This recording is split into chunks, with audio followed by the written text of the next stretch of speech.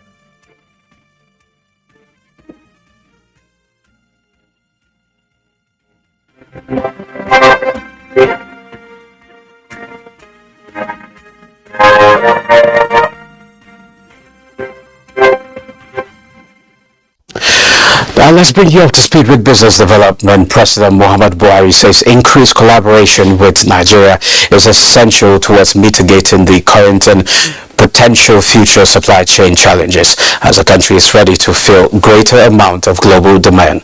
Addressing participants at the second Nigeria International Economic Partnership Forum in New York, the president assured foreign investors of an enabling business environment that is open and friendly. State House correspondent Adamu Sambo reports.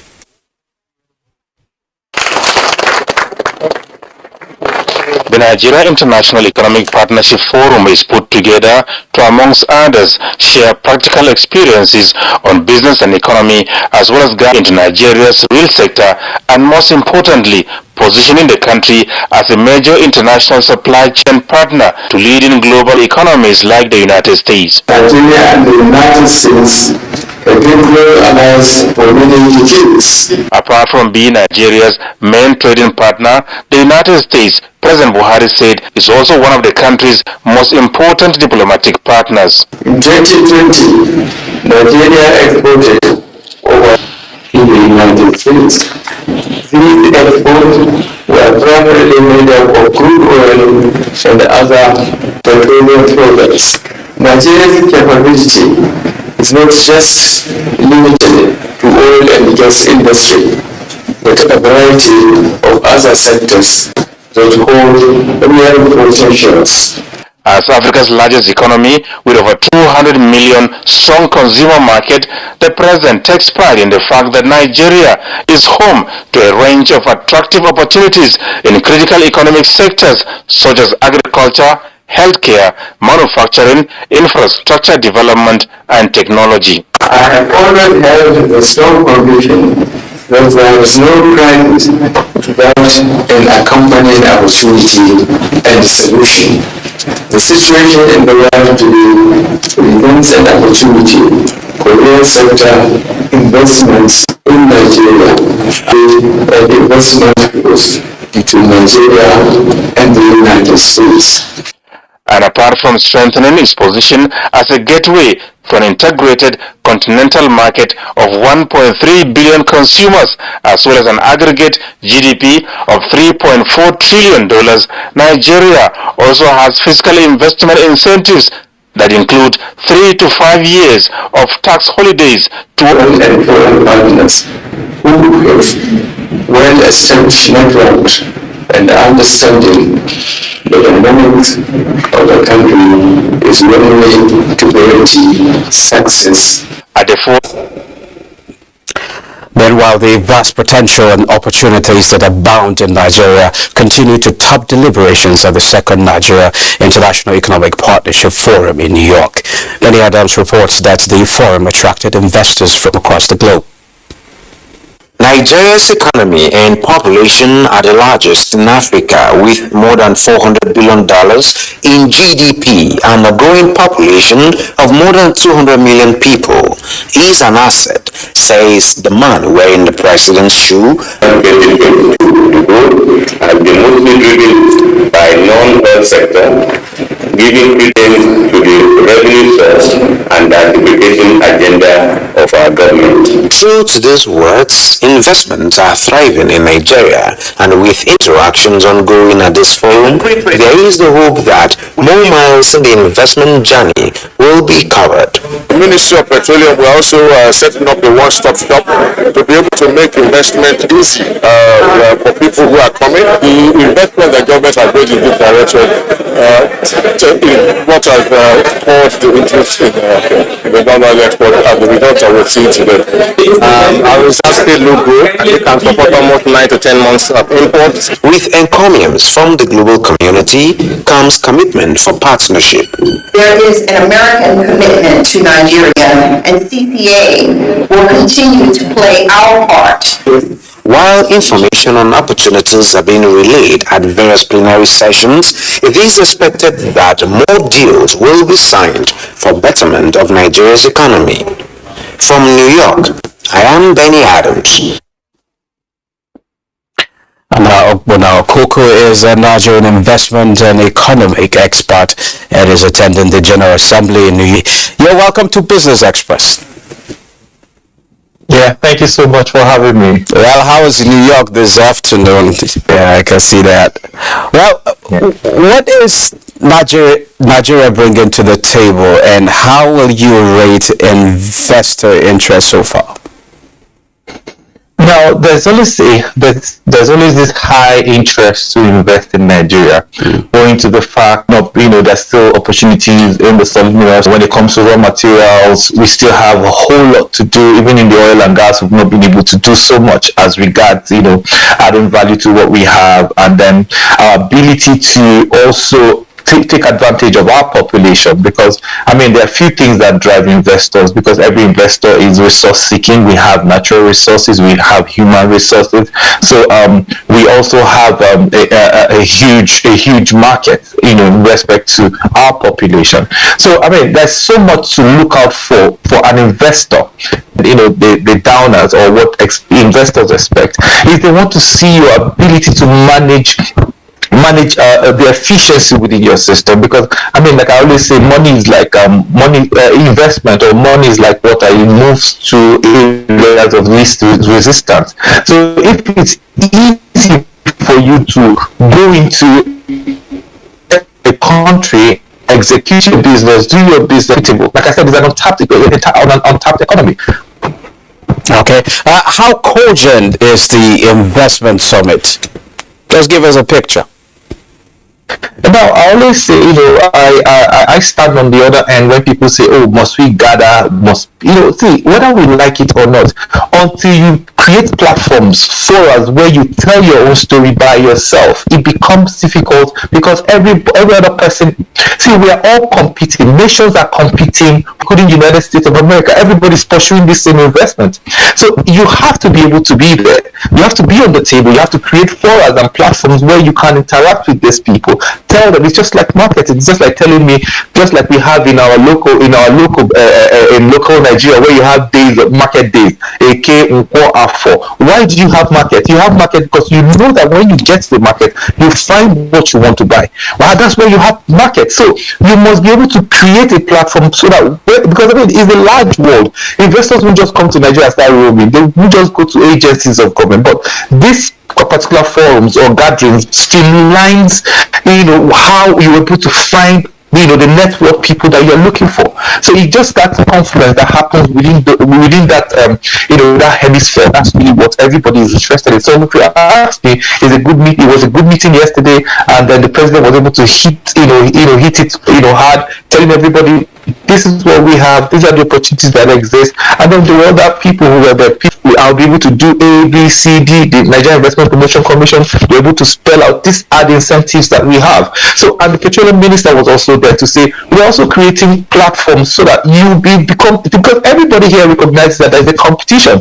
As you have resources, other people have resources. So we're trying to tell people these are the things we have done to be able to streamline, the ease of doing business in Nigeria. So what areas? To, like I said, agriculture, because the Minister of Agriculture was there talking to a whole lot of people. I saw him interacting very well, because I mean you need to be able to, with the vast land that you have and the manpower that you have, you need to be able to explore to see how a lot of technology transfer can happen. And like I said earlier, our global participation in global value chain, being able to push out raw materials to support some manufacturing in other clients.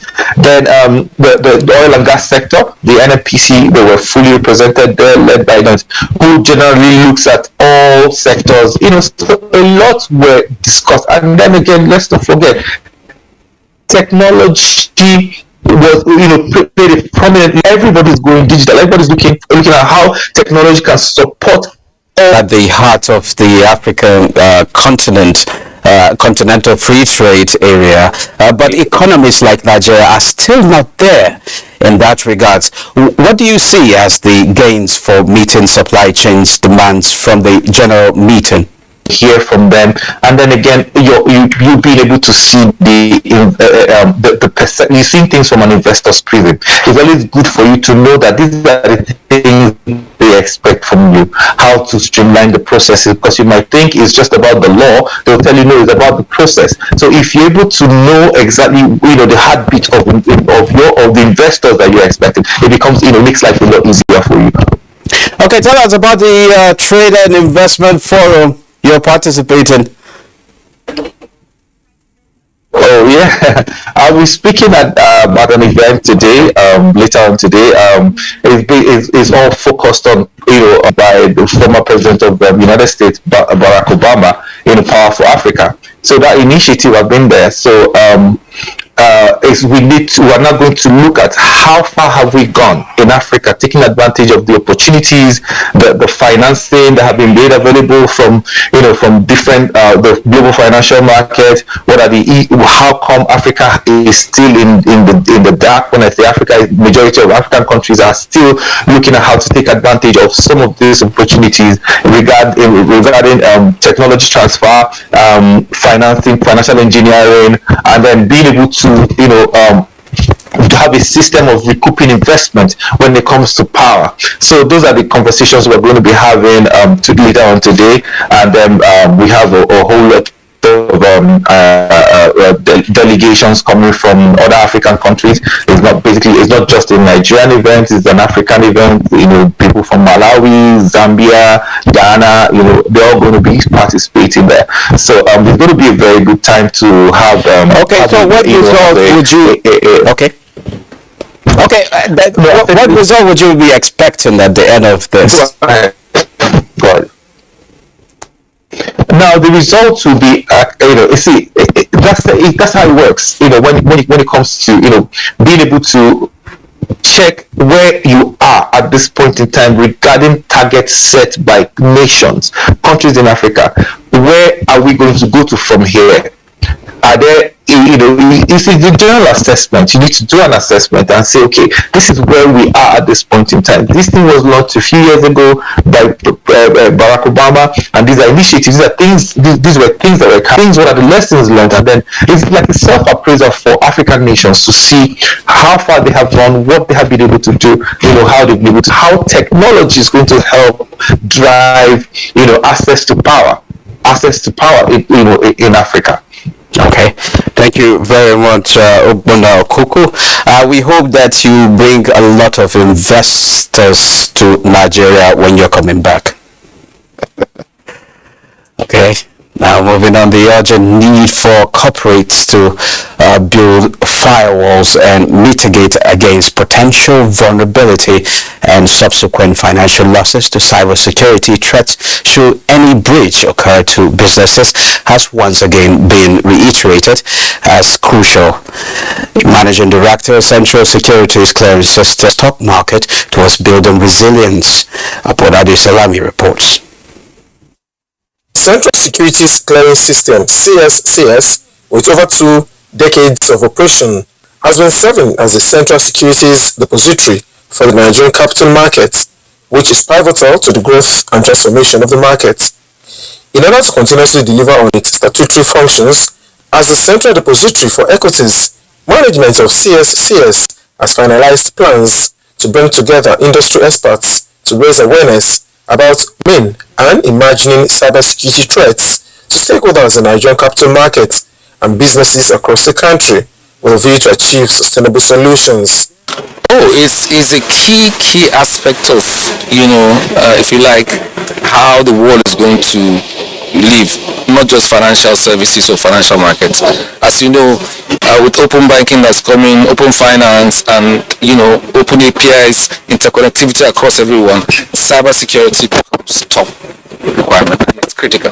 What is important and critical is to protect ourselves from intrusions and disturbances within the system itself. With the theme, Future of Cybersecurity, Imagining Issues and Solutions, stakeholders say CSCS, being a technology company with digitized operations arising from the huge investment in technology, has been in the forefront of continued advocacy towards information security and a cybercrime-free business environment. We need people to understand that in Nigeria we're very conscious of cybersecurity. We also need people to understand that as an organization that we're doing. That today, about 2.4 million attacks this morning, attempts already. So we know that as we two are going to work 9 to 5, the hackers are not sleeping. They're going to work to go and learn how to hack us. So this conference, we want to see the future of cybersecurity, how it is evolving, so that we too can stay abreast of the game. As technology keep advancing, marked by the emergence of the internet and social media, regular engagement to promote advocacy for the protection of information against unauthorized access was agreed upon as the way forward. The National Pension Commission, PENCOM, has approved the issuance and immediate implementation of guidelines on accessing retired savings account balance towards payment of equity contribution for residential mortgage by retired savings account holders. The approval is in line with Section 89, subsection 2 of the Pension Reform Act of 2014, which allows retired savings account holders to use a portion of their retired savings account balance towards payment of equity for residential mortgage details. Details will come your way later. Now, oil prices rose in early Asian trade on Friday on the prospect that stall Iran nuclear agreement and Moscow's new mobilization campaign in its invasion of Ukraine will further restrict global supplies when crude futures gained 16 cents to $90.62 per barrel, while U.S. West Texas Intermediate crude futures were up 22 cents to $83.71 per barrel. The Senate Committee on the Federal Capital Territory is proposing the payment of property tax on buildings that have been completed but not occupied in the Federal Capital Territory. Chairman of the committee, Senator Spada Diemi, at an inaugural meeting of members of the committee, made it clear that uninhibited houses and estates are littered in and around the Federal Capital Territory without generating revenue for the FCT. To take for the rich, to be able to save the poor. So if you have 2 houses and nobody is occupying them, we'll find out why these houses have not been occupied, and we'll call the attention of government to lock them up so that criminals do not take charge. So that it doesn't become the thing for kidnappers. So these properties that are completed, that are not occupied, what we're going to do is to put in place measures that will compel them to start paying tax, council tax, so that we can use the money to develop the Senator Smart Adeyemi was appointed new chairman of the Committee on FCT on the 20th of September 2022 following a minor committee reshufflement. Let's see price of other commodities.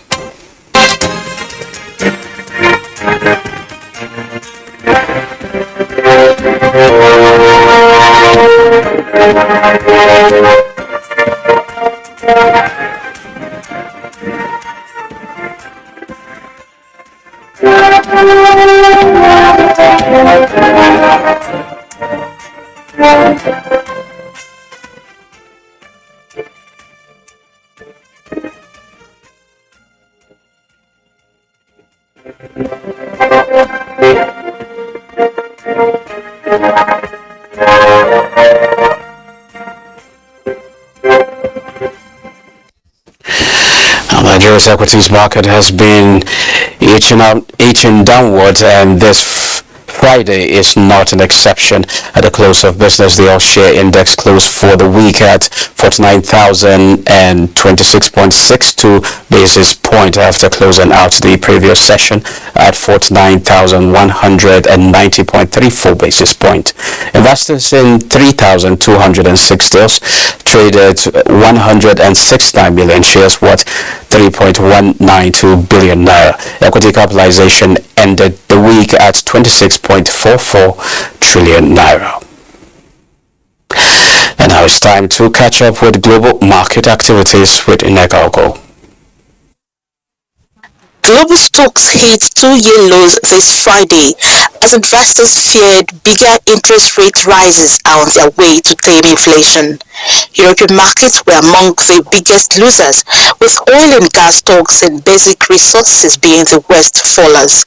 The DAX was down 1.26%, UK's FTSE dipped 1.53%, and the French CAC slipped 1.11%. Asia Pacific also fell on Friday. Hong Kong's Hang Seng Index lost 1.18%. The Shanghai Composite dropped 0.66%, while Japanese markets were closed for a holiday. U.S. stock futures declined to close out another losing week. The Dow Jones Industrial Average futures fell by 0.77%, S&P 500 lost 0.82%, and Nasdaq 100 shed 1.18%. Meanwhile, African markets wrapped up the week in mixed territory. South Africa's JSE Africa Top 40, Namibia's overall index, Morocco's Free Float Index, and Ghana's GSE Composite were stocks in red, while Kenya's Nairobi All Share and Tunisia's Tune Index posted gains. Well, that's it. This is where we end the program for this week. Don't forget you can access all previous episodes on YouTube. Business Express returns on Monday by 3 p.m. I am Musa Abubakar saying have a good weekend.